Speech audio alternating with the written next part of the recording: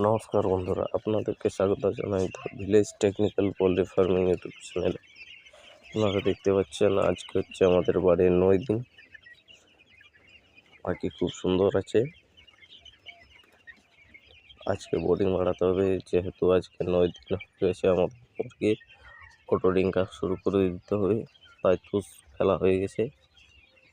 পাখি এটাও ঠিক আছে।